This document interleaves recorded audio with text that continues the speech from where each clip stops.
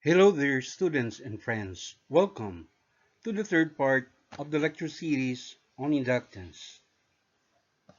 This episode focuses on analyzing problems involving LC or inductor-capacitor circuit.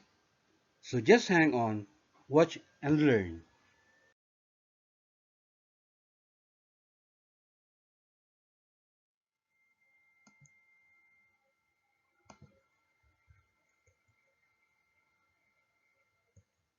A circuit that contains inductance capital L and capacitance capital C undergoes electrical oscillations with an angular frequency omega that depends on inductance L and capacitance C as shown in the given equation where omega is equal to the square root of the reciprocal of the product of the inductance and capacitance, or omega is equal to square root of 1 over LC, where omega is the angular frequency oscillation, capital L is the inductance, capital C is the capacitance.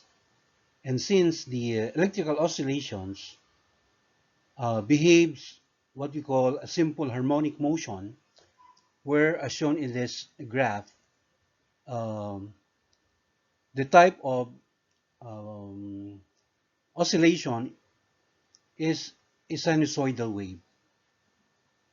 Also, as shown in the table, which summarizes the analogy of LC circuit oscillations to a mass spring system in a simple harmonic motion. In an LC circuit, the capacitor charge Q plays the role of the displacement X, and the current I, which is dq over dt, is analogous to the particle's velocity vx or dx over dt. The inductance capital L is analogous to the mass small m, and the reciprocal of the capacitance 1 over capital C is analogous to the force constant K.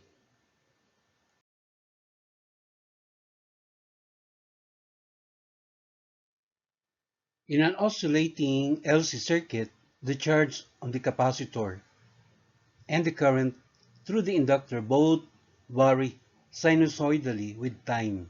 Energy is transferred between the magnetic energy in the inductor and electrical energy in the capacitor. As in simple harmonic motion, the total energy remains constant.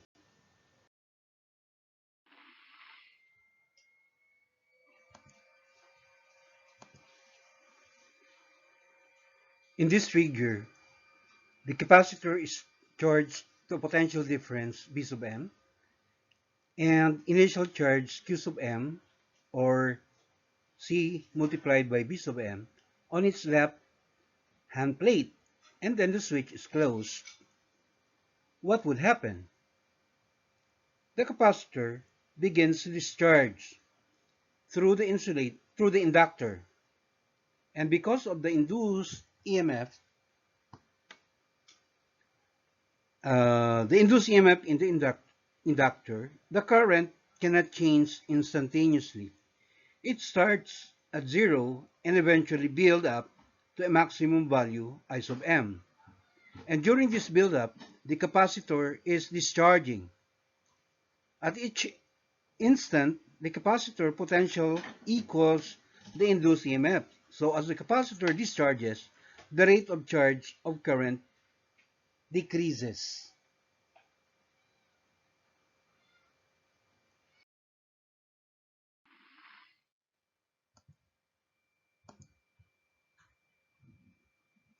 When the capacitor potential becomes zero, the induced EMF is also zero and the current has leveled off at its maximum value I sub m. Okay, the figure shows this situation. The capacitor has completely discharged. The potential difference between its terminals and those of the inductor has decreased to zero, and the current has reached its maximum value I sub m. And during the discharge of the capacitor, the increasing current in the inductor has established a magnetic field in the space around it, and the energy that was initially stored in the capacitor's electric field is now stored in the inductor's magnetic field.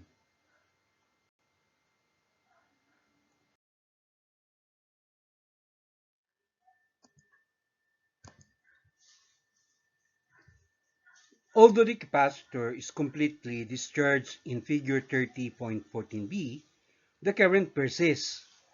That is, it cannot change instantaneously, and the capacitor begins to charge with polarity opposite to that in the initial state. Now, as the current decreases, the magnetic field also decreases, which induces an EMF in the inductor in the same direction as the current. This slows down the decrease of the current. Eventually, the current and the magnetic field reach zero, and the capacitor has been charged in the sense opposite to its initial polarity, as shown in this figure 30.14c, with potential difference negative V sub m and charge negative Q sub m on its left-hand plate.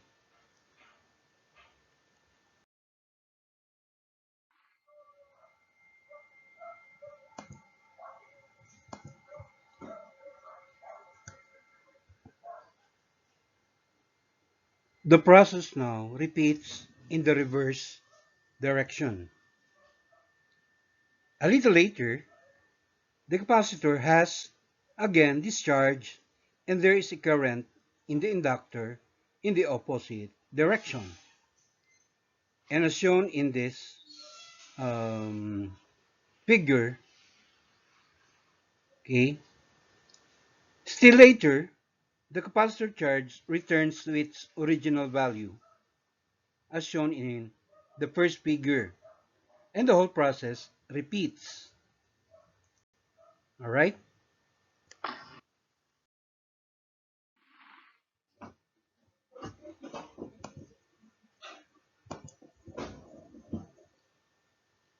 If there are no energy losses, the charge on the capacitor continues to oscillate back and forth indefinitely. And this is the process known as an electrical oscillation.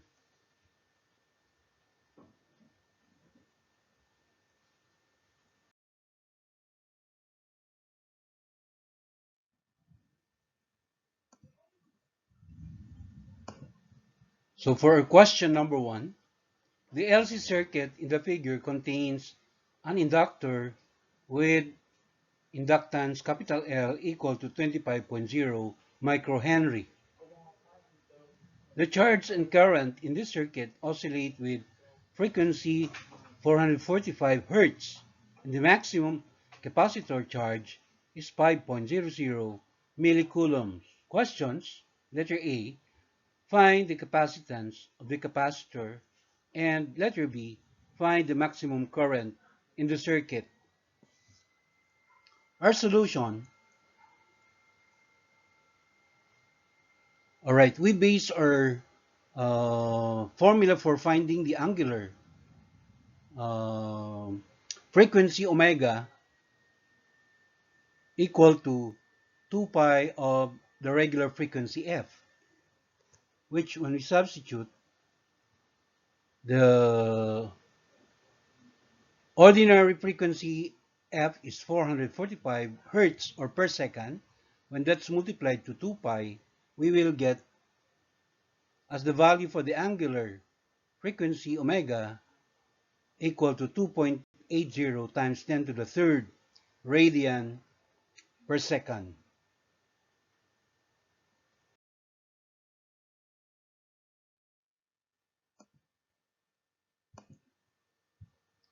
So with the value of the angular frequency omega equal to 2.80 times 10 to the third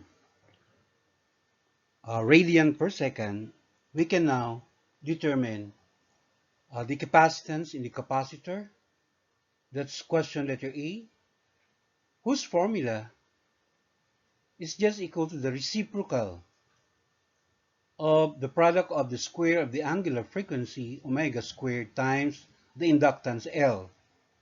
Substituting, we get 1 over the value of the omega that we calculated, which is 2.80 times 10 to the third radian per second, to be squared and then multiplied by the inductance of 25.0 raised to the negative 6 Henry. Doing our math, we will get the value for the capacitance equal to 5.10 times 10 to the negative 3 farad.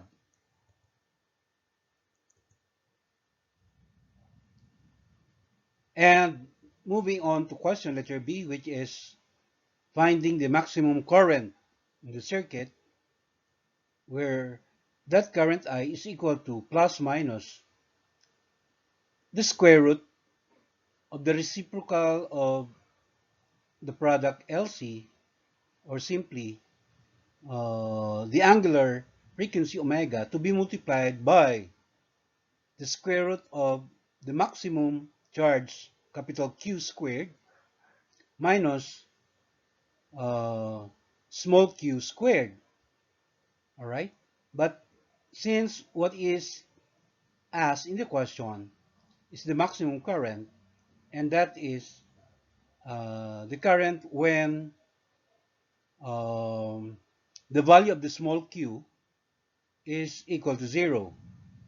All right, so when we substitute the given, we have plus minus 2.80 times 10 to the third power radian per second. That is the value of the angular frequency omega, to be multiplied by the square root of q squared, which is simply the value for the big Q, and that is equal to 5.00 raised to the negative 3 power coulomb. So our computed maximum current, the magnitude of the maximum current, is just equal to 14.0 amperes.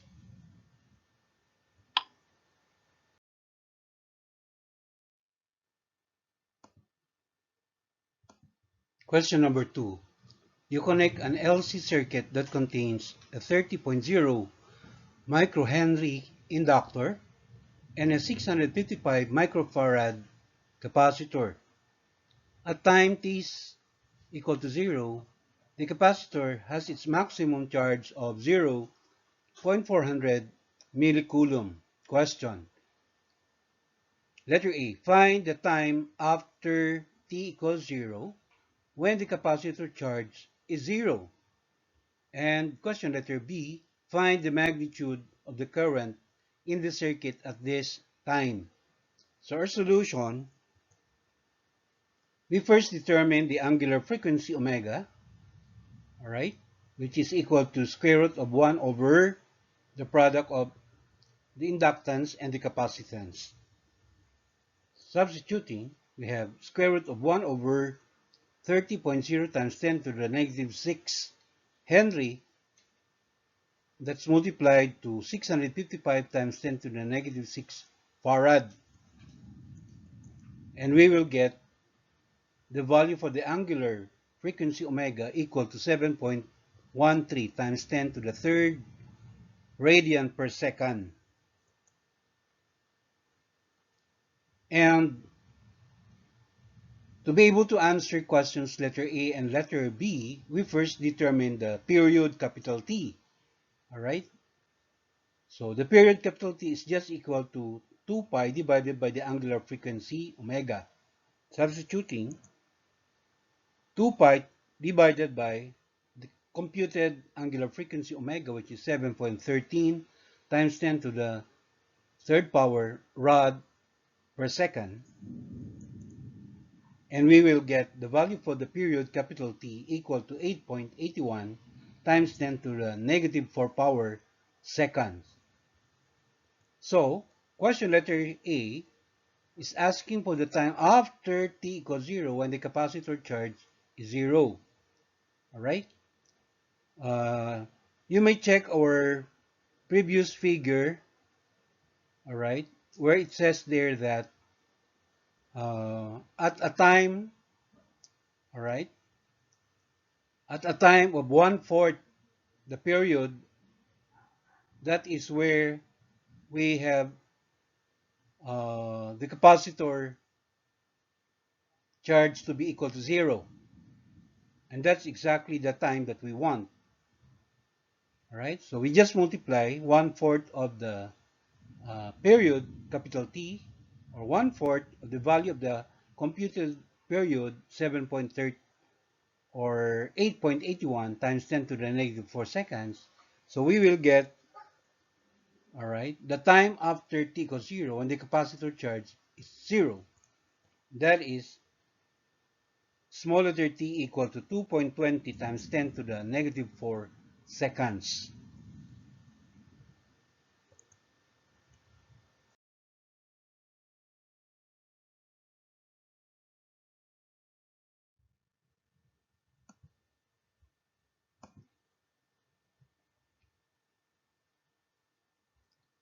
All right, so question letter B, finding the magnitude of the current in the circuit at that instant equal to what we have calculated in letter A. So the formula for that is current is equal to the negative of the product of the angular frequency omega multiplied by the charge capital Q and the sine of omega multiplied to the time t. All right. So before we uh, calculate for that current, we first determine the product of the angular frequency omega and the time t that we calculated in letter A. That is 7.13 times 10 to the third radian per second multiplied by the calculated time in letter A equal to 2.20 times 10 to the negative 4 seconds. And we will get the value for the product of omega times t equal to 1.57 radian. So we proceed in calculating for that current, okay, the value of the current at that instant equal to 2.20 times 10 to the negative 4 seconds. So substituting,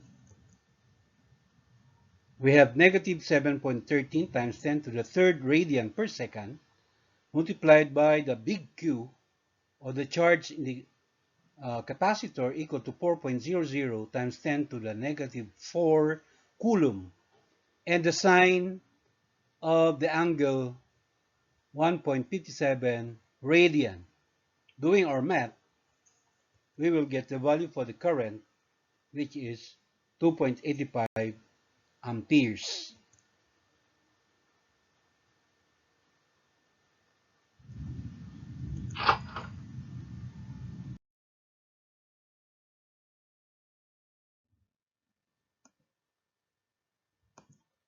Down to our last question, number 3. The sum of the electrical and magnetic energies in an LC circuit is 0.800 joules. At a certain instant, the energy is exactly half electrical and half magnetic. The capacitor charge is 5.30 millicoulombs and the current is 8.00 amperes. Questions. Find letter A, the capacitance, letter B, the inductance, and letter C, the angular frequency of oscillation.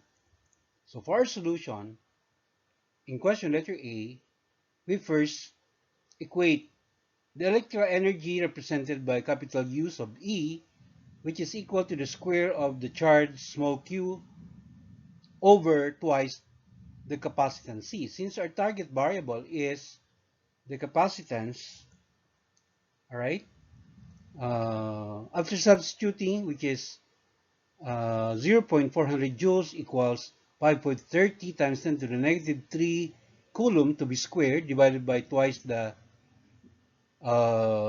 target variable, the capacitance C, and isolating for the capacitance capital C, our working formula for capacitance capital C therefore would be equal to 2.81 times 10 to the negative 5 coulomb squared.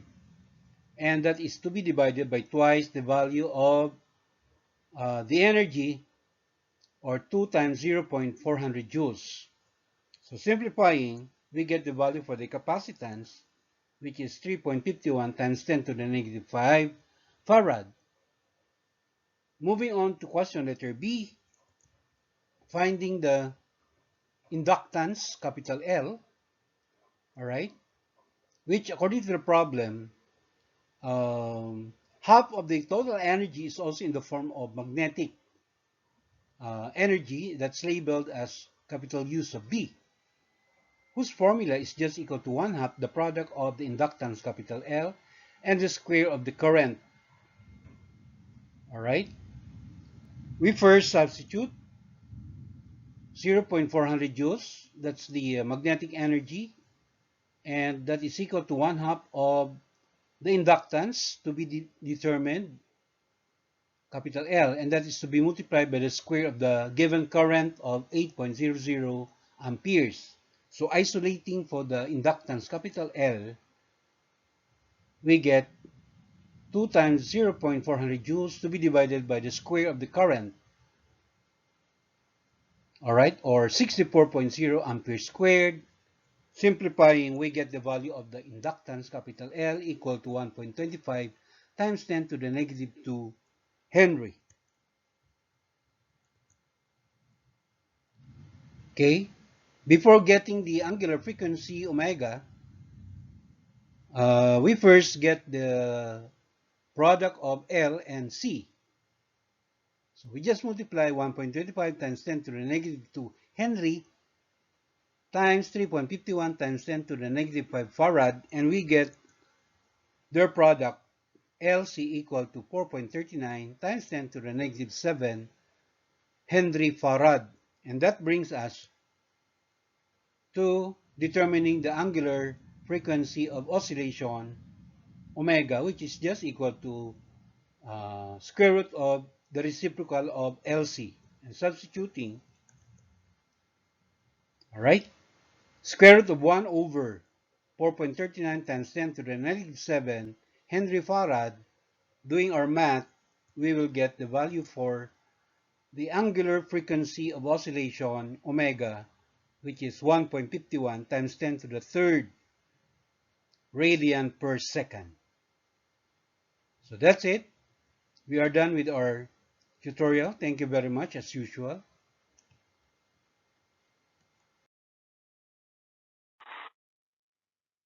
Thank you very much for watching. Please follow me in my FB page, and please don't forget to subscribe to my YouTube channel.